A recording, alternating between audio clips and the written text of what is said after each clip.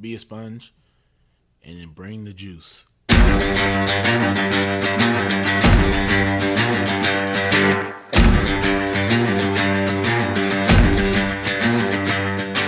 By focusing on your improvement, by focusing on your progress, and eliminating any fixed mindset that you may have and acts of perfectionism, then you encourage your own mastery. On some level, we do what we want to do 24 hours a day. Now, sometimes it may not seem like that, but if I'm choosing to work instead of sleep, what I'm actually saying is keeping my job is more important than sleeping. I'm tired of this. I'm tired of getting beat. What can I do to get over this hump? So mentally, that's when I kind of put that forefront, like, hey, it's either all or nothing. I like to put failure in quotations because I don't believe that failure is true failure if you're looking at it with the right mindset. The truth is, the journey to greatness is hard. It takes time, it takes effort, it takes focus, and every day you have to decide what you value, what you want to pursue, and what you want to achieve. And if you dig deep enough, if you push hard enough, we all have what it takes to be great. Welcome to the Edge of Greatness.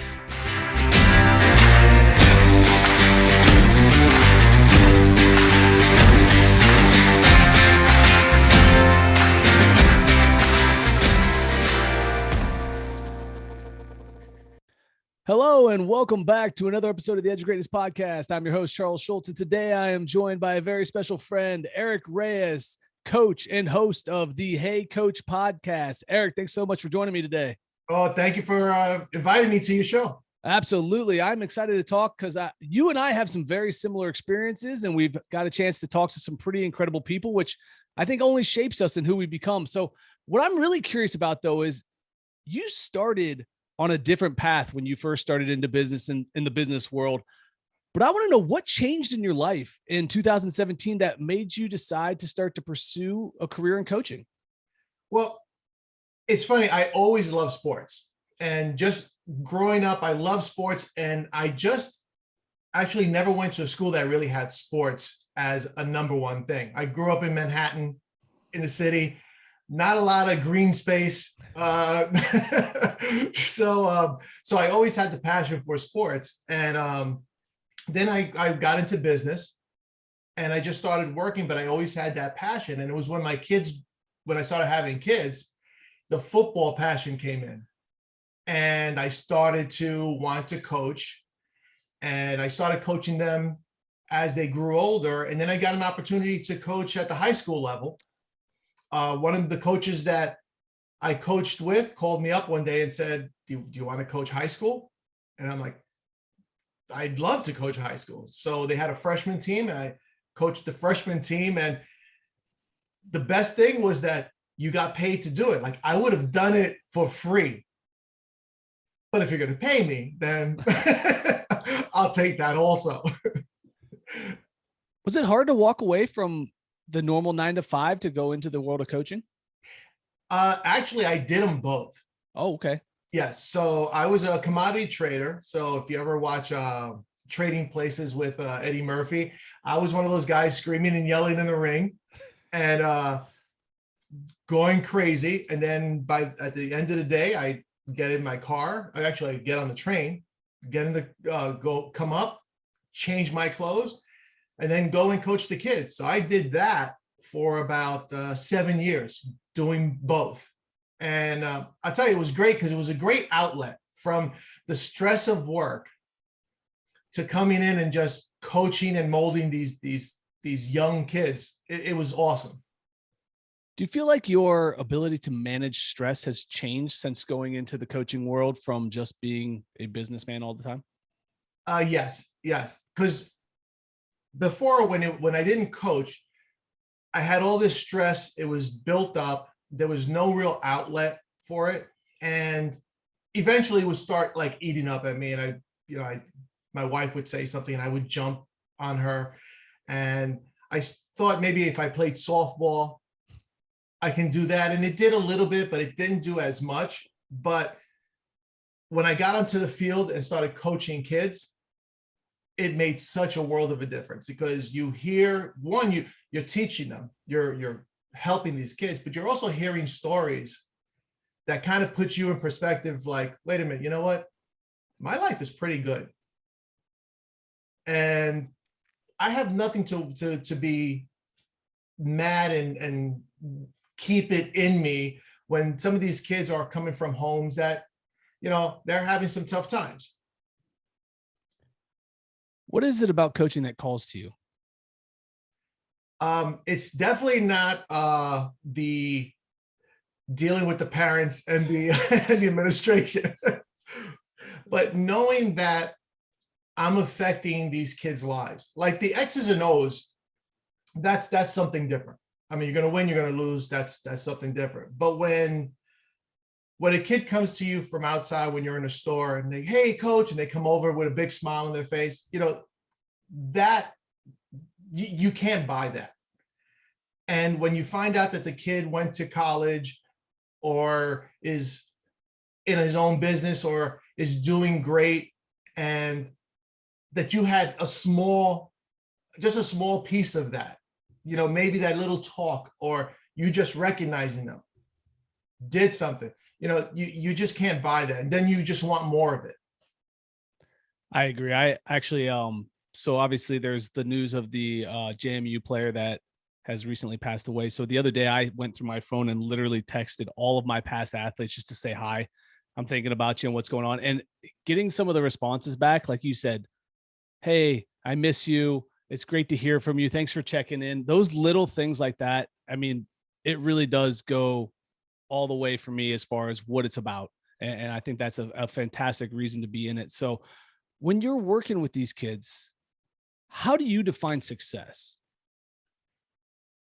I define success as the people around you. And, I just a little story. I, one day coming from work, driving up to practice, I take the train, and then there's about a 10-minute drive from the train station to the school. And the traffic was backed up. And I was like, I can't believe this. This is crazy. I was so angry. And then I find out that it was a funeral procession. And there was only like 1 or 2 cars behind the hearse. And I started to think, I said, I wonder if people just don't know that this person passed away, or they didn't affect the people, as many people around them.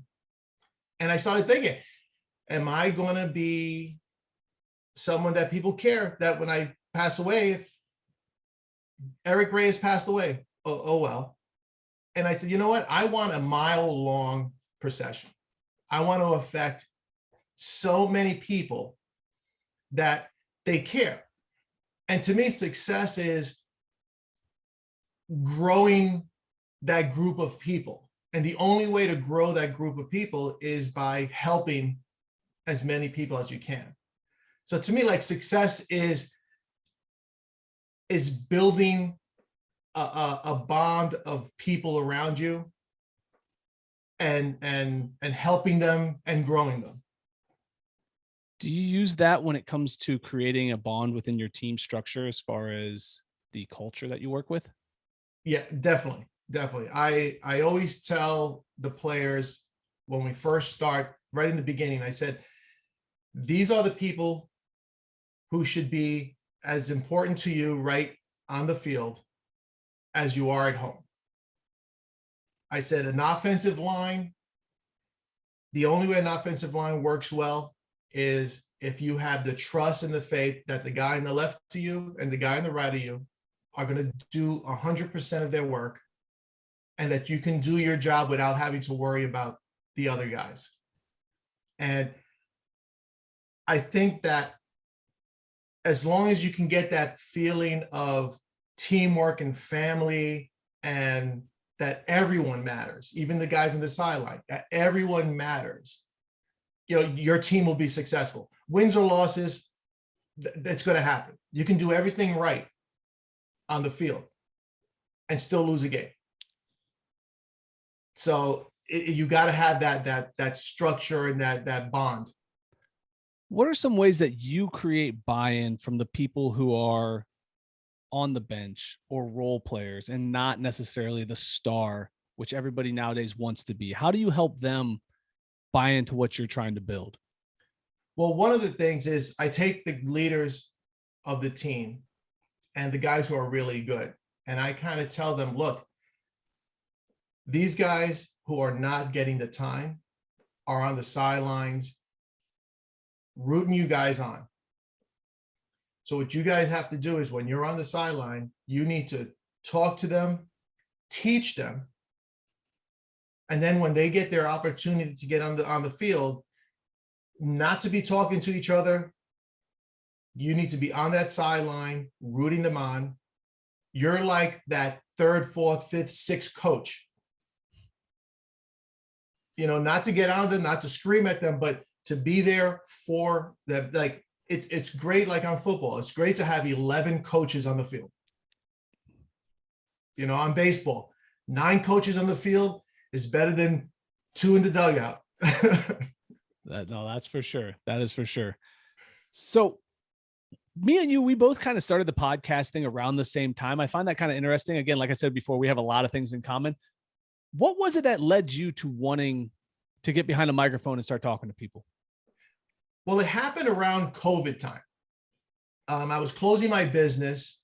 Actually, a year prior, I was closing my business on the commodity exchange, and I was looking for something else. And while I was looking for something else, my wife was diagnosed with breast cancer.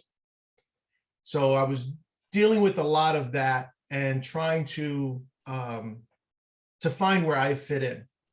And then after her last chemo treatment, she was cancer-free, thank God. And she gets let go of work the next day. And I started to scramble. So I looked for some form of work, but I was still looking for something that drove the passion in me.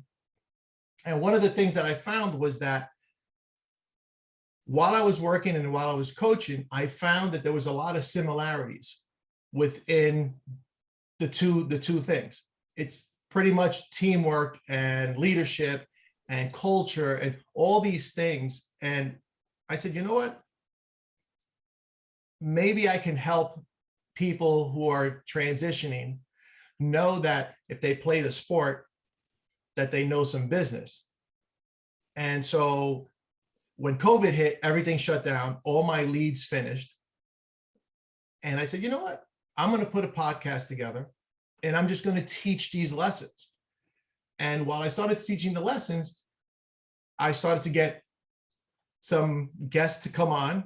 And I found that the more people heard other people's stories of their transitioning, then they might be thinking, hey, I can do that. So instead of just hearing Eric transitioning, then I said, wait, hold on, maybe Charles, like, oh, he transitioned, he's in baseball. This guy's in football. This guy's a rodeo. All these people transition. Maybe I can do this. So I thought maybe if I put them out there, there'll be hope for others. I love that. So tell me about your process for finding guests then, because it sounds like a lot of them have similarities that you're looking for to share your message for what to do next. What's your process for finding guests look like? Well, the first thing is networking. You know, as you get guests on, you know, I asked them, I said, do you know people who have really good stories of transitioning, people who are either in the journey or are ready to start the journey? I asked them that. I go on LinkedIn and I look at people who have stories, who are ex-athletes, and I reach out to them also. I also go like on Clubhouse every so often. I look to see on Clubhouse if there's groups of athletes speaking. And so I just grab onto that. And then a couple of people reach out now to me, which is actually pretty cool. Was there any fear in reaching out to people that you didn't know? Oh yeah. In the beginning, yes. In the beginning, I was like, who am I? I'm a high school coach, you know, from Wall Street. Who am I reaching out to these top level athletes? But as I started doing it and hearing all these athlete stories, I started to think, well, they need to be heard. They have a story to tell. And if it clicks for one person, then it's worth it. So now my mindset is I'm helping people. I'm out there looking to get their stories out. I'm not looking for anything else other than to get their stories out. And maybe that one person will send me an email saying, thanks, I heard so-and-so and it changed my life. How do you use your ability to have overcome this fear or this imposter syndrome kind of feeling that you had to help your athletes who are probably dealing with something similar, being that they're in high school, they're maturing, they don't know who they are, they don't know what they're doing next? How do you use your experiences in that realm to help them on their journey? Well, one is I let them know my story. My first time coaching at high school, I was coaching the rec league, and then I went to high school. And in my head, I was like, do I really know enough to teach a high school football? And I let them understand that that's always going to be with them. It's not something that you overcome and then it never comes back to you. Every time you do something new, you're going to have that fear that, will people show up, or why are they going to listen to me? You're always going to get it. It's what you do when you get that feeling. You can quit. It's easy to quit. But when you do it the first time and then you do it the second time, now when that fear comes, it's like, oh, I know what that is. I push it to the side. Let's move forward. I love that. I think that's such a valuable lesson, because I think a lot of times we get that feeling of fear, we get that doubt, and we go, maybe this isn't the right path. And we shy away from that discomfort instead of leaning into it. And I think that there's so much value in taking the tough road, doing the hard things, and putting ourselves in uncomfortable situations. Can you tell me about a time where you were so uncomfortable initially, but then at the end of it all, the lessons you learned or the change after the event or a moment was super impactful for you? Oh, I can tell you the biggest one, which was when I first started trading. Okay. Right. There's a whole process I was moving up in the commodity industry, and then the company that I worked for said, we're going to put you in the ring and trade. Now, again, if you ever look at trading places, it's screaming and yelling, it's very high stress. So I went through the training, and my first day, I actually didn't think I was going to have to go into the ring, because they gradually put you into the ring. Well, no, I have a customer who was a really good friend of mine. We became very good friends because I was on the phone with him every day. And he tells the owner of the company, put him in the ring and you get on the phone with me. And as soon as the bell rang to trade, they just started bombarding me with trades. I was sweating. I was nervous. I wanted to throw up, screaming and yelling. And I was like, I should just leave. I'm just going to drop everything and leave. And it took so much for me to just stay in there and just go for it. And eventually I started to calm down, and then everything started to flow. And I think that a lot of times that put your toe in the water kind of thing just doesn't work. Sometimes you just got to jump in the water and learn how to swim. And I think if I would have just slowly got in, I wouldn't have done as well as just being put into the fire right away. That's an interesting thought, because a lot of people don't want to be thrust into the deep end. They want to know that they have their little floaties or their safety wings, and they want to make sure that they can touch the edge of the pool. But what value do you have if you feel safe? What do you get from a moment that you don't feel challenged? Do you think that there's lessons to be learned by being in that deep end that are more valuable than being safe? How do you feel about that? No, I think that there's something to be said about burning the boat. I mean, if I'm going to own a business, I don't know if I'm going to give it 100% if I know that, excuse me, if I know that, well, I have something on the side here so that if it doesn't work, then to have the idea of saying, I need this business to work and I'm going to keep moving on. And if by chance it doesn't fail, then I'll cross that bridge when it gets there, but I'm going to give it my all. You know, too many times that safety rope, it holds you back. The rope's only a certain amount of a certain length. And at a certain point, you need to let it go to keep going. And I don't like the safety rope. I think that you need to like kind of give it your all. Your mind has to be into it 100%. That reminds me a lot of, I was actually listening to Denzel Washington's commencement speech from, I think it was 2011 at Penn. Right. And in it, he's talking about how a lot of kids and a lot of people have like backup plans or fallback plans. And he goes, I don't believe in falling back. I want to fall forward. And that to me, what you just said reminds me a lot of that speech. And I think that's there's so much value in that is if you're not giving 100%, you're going to get less than 100% results. And I think that that's a huge piece of all this. So tell me what led you now to starting this new project of yours with Assert. Well, it was always something that I had in the back of my mind. When I started coaching Pop Warner football, the head coach who ran the whole Pop Warner organization used to teach kids their positions by using 4 words: alignment, stance, responsibility, and technique. And so I found that I said, oh, that's pretty easy. And that's probably an easy thing to teach kids is to use that. And as I kept using it, I found that it really worked at my job because I was in charge of the operations for the company. And I found that you need to get the right people around you, alignment. You know, you guys, you had to stand for something. Our company always stood for integrity, honesty,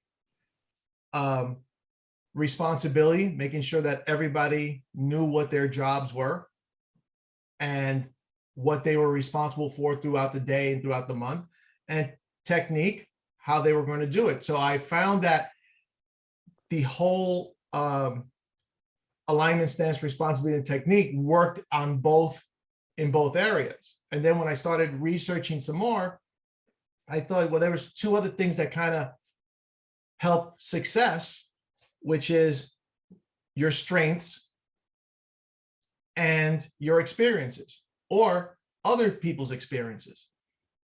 And so when I started messing around with it, it spelled assert. And I was like, you know what, this is a great success principle in life, business, sports, is assert yourself. I like that. I like that. So what all have you been doing with this new project and how have you been applying Assert? Well, now I've been in the process of writing a book, following your footsteps. I did see my book behind you, so I'm pretty excited about that. I'm having a conversation and my book's in the background. That's the first. I'm not going to lie. It's on top also, just to let you know. There you go. I love it.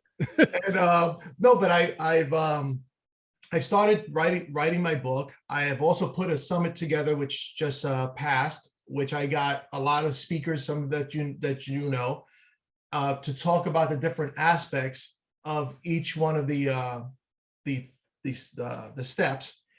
And I'm going to start to see if I can do some training on coaching people who are maybe stuck in a rut, who are thinking about transitioning, and using those principles to help them move forward. I love that. How did the summit go for you? What did you feel about your experience? Oh, it went really well. Again, when we were talking about the not feeling like you were ready, I forgot the word that you said, the imposter syndrome. The imposter syndrome. I'm like, why are people going to listen to me? And what I did is actually Tammy Matheny, who I think introduced us originally, she is my accountability coach. And we get together maybe every other week. We Zoom call and we get together. And I told her, I said, you know, I'm having this real problem. And we got together and she says, why are you feeling this? And we talked it out and we moved forward. So like I said, I still have that. And so for people who think that this goes away, no, every time you try to achieve something new, you're going to feel that. And so no, it went really well for my first summit. We had a nice group of people come on, and I'm looking forward to like next year, maybe doing it again next year and having a bigger thing and maybe actually do it live maybe one day. That'd be pretty incredible. You mentioned accountability coach. How long have you worked with somebody as an accountability coach? Oh, I started with Tammy. I started about roughly about 6-7 months ago. Okay. I found that I was being a little overwhelmed with the different projects and things that I was doing. And I reached out to Tammy because she was somebody who I felt comfortable with. And I said, look, I need someone to help me become, to be accountable with these projects and to help me keep focused. And she said, I'll only do it if you do it for me because I'm having the same problem. So we were like, awesome. And I'm telling you, it works wonders. I'm glad that she actually answered that way, because with both of you being coaches, I have always believed that a coach also needs a coach. Like, our job is to help people and to coach people, but who's coaching us and who's helping us? And there's so much value in having a coach, whether you're a young player, an old coach, a retired coach, whatever it may be. We can all continue to grow from that experience. So tell me, how do you feel about your growth since having got yourself a coach? Oh, it's beyond belief what I was able to do, because not only am I more organized, because I know that in 2 weeks I need to talk to Tammy and I have to tell her what I didn't do and what I did do. And we set like very little guidelines. The only thing I told her is, I want you to be brutally honest with me. I said, don't candy coat things. If I'm supposed to do something, I want you to ask me why I didn't do it, and that was not a good excuse. And because of that, it puts me on task with everything that I need to get done. And because I'm doing that, I'm actually, not that I'm doing more, but I'm more present in what I'm doing, because I want it to be done well, so that when I meet her the next time, I can tell her, hey, I did this and it went perfectly. That's awesome. That's awesome. So what are some of the things on your plate right now that you're being held accountable for? Well, I have my podcast, which I, other than once in the coming into the 100th episode coming soon, I've only missed 1 week. So making sure that every week I have either a guest or something to talk about. The next thing is networking, taking time out to actually network, to reach out to people, even to people who I may have spoken to before, just to touch base with them and see what they're up to, and if there's anything I can do to help them. Then also now starting my book, and also the website, the website that I have, and I have a clothing line that I've been working on, which it was something I worked on even before the pandemic and all, a line called Fertile Minds. And I've always had that on, and I was on and off, but when Tammy came around, now it was something that I had to now be accountable for. I I got a lot of things on the plate. Yeah, no, it's a lot, but it sounds like you feel comfortable with the amount of things and the time that you have allotted to get things done. And I think that's the big thing with the coaching aspect is it feels to me like you're speaking on a lot of things that you don't sound like you're overwhelmed by it. No. And the great thing is that with the coaching and with the accountability coach, you can actually say, okay, I'm going to put this on the back burner.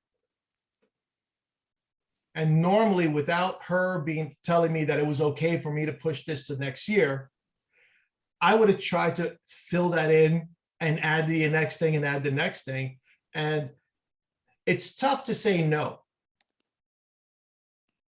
But sometimes you have to, or sometimes you have to say not now. Yeah, no, for sure. I totally agree. Tell me about Fertile Minds. That's an interesting name, and I'm curious as to the meaning behind it. Well, it started as an idea years ago. I'm a big hiker. I love hiking. And I found that, when I'm hiking, it's a great mind clearer. It's great. You just go out, and I don't bring headphones. I just go out, and it's almost like meditation for me. Mm-hmm. And I'm also a big learner. I love learning new things. I read, I listen to podcasts, and I started to think, fertile minds. That'd be a great line where you should be growing your mind, putting the good things in there. What they say, garbage in, garbage out, just enriching yourself. And by learning more, putting the right people around you so that only positive and good things come in. And that's so I said, let me do Fertile Minds. I like that. And you spoke to the fact that you like to hike. If I'm not mistaken, is there a picture of you ice climbing on your website? Is that a thing? Is that really happening? Yes. I ice climbed. At one point I was with my kids were in the Boy Scouts, and they made me the extreme sports coordinator. So what was happening was with the Boy Scouts, as the kids got older, they started getting away from wanting to be with the younger kids. So we said, let's try something. Let's just do things that are a little bit more their level. So I took them on a 5-day full pack hike in the Appalachian trails. I took them indoor rock climbing, and then somebody told me about ice climbing, and I'm like, let's do it. Let's do it. Let's see how many kids wanted to do it. And we got about 5-6 kids who wanted to do it. And we went up toward Lake Placid and we went ice climbing. That's incredible. That's such a unique picture. And that was one of the things when I was like scrolling through your website, I was like, is that ice? Is he climbing with picks? What is going on right now? What is this? It is one of the hardest things I've done because it's very grueling. Yeah. I mean, in that picture, I have my jacket on. By the end of the day, I was only in a sweatshirt, and I was ready to take the sweatshirt off because I was sweating. Oh, wow. And plus, you're also going fairly high. And even though you have a guy belaying you, it's a little nerve-wracking. And I'm not a small guy. At that point, I was about 240. So that was a job. No, it sounds like it. That sounds like it. That's awesome. But I love the idea of being out in nature. I think that there's so much value in resetting ourselves. I'm a big I like landscape photography. So when we go on vacation, I do the hiking, but not to the extent of just walking through the woods, but I'm looking for places to set up my camera and do stuff. So that's my meditation. I feel the same way. I always come back way more refreshed and way more motivated to do things, and my mind's in a much better place. So how often do you think we need to take time to reset ourselves like that? Oh, I'll tell you, if you don't do it at least once a week, I think it starts to add up. And you don't need to go on a big hike. You don't need to, do extreme sports. Even if you take 10 minutes and just go for a walk. And like I said, some people like headphones. I don't like the headphones because then you start thinking about the music and all. It's really good to just be alone. And I think a lot of people are scared to be alone because, they don't want to face a lot of things that they probably want to face. But I come back with a clearer mind, in a much happier place when I just go and hike. And I take my dog with me and he goes on the trail and, we'll stop somewhere and eat. And sometimes there's not a great scenery, but it's just being out there and just clearing your mind. I think everybody should take some time, even if it's in the beginning of their day, and just wake up, have a cup of coffee and sit down and just be alone. Yeah, no, I agree. I think that we're so busy today. Things are happening so fast. We're so married to the technology that we have in our phones that we need that time and that space to just unplug, disconnect, and listen to the world a little bit and see what's happening. So I agree with you. I think that there's so much value in that. So what I want to do now is I want to give my listeners an opportunity to connect with you a little bit more. Tell me a little bit about what you got coming up. What are some of the things that you're doing? And then where my listeners might be able to find what you're doing and where you're at. Awesome. Thank you. Well, they can reach me at the HeyCoachReyes.com website. I'm also on Instagram on Hey Coach Podcast. Also my badge, which was REYS 6103. That's my Instagram. It's my Twitter. I'm on Facebook. I have a Facebook group called, I believe it's Hey Coach Podcast. I think it's Hey Coach Face Group. That is where I only put positive stuff out there. And a lot of it is sports oriented, but it looks like sports. But when you really look at it, it's part of life. And so they can reach me anywhere there is. Like I said, I'm putting my book together. I'm not sure when that's going to land, but I'm in the process of doing that. And I'd love to hear from anybody and anyone who has any problems or anything that you just want to get off their chest. I'm always open to listen. No, that's awesome. I'll make sure all of that ends up in the show notes. Eric, I greatly appreciate your time today. It's been a fantastic conversation. I've really enjoyed getting to hear a little bit more of your story since last time we talked. I got to tell you about mine. So this was a nice little change of pace. So again, thank you so much for coming on today. It's been a lot of fun. Well, I tell you, I'm glad that you got me on. You're doing some great stuff. I love that your edge of greatness. And, I try to connect people with you because you're doing some awesome stuff. Well, I greatly appreciate that. It's been a lot of fun. As always, guys, keep reaching for the stars, fall flat on your face. But remember, whenever we fall, always get up. Thank you for joining us today on the Edge of Greatness podcast. If you haven't yet, please take a minute now to subscribe and review our show.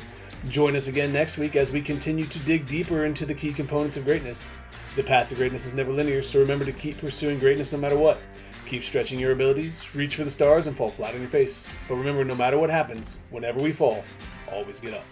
Until next time, I'm Charles Schultz, and this was the Edge of Greatness podcast.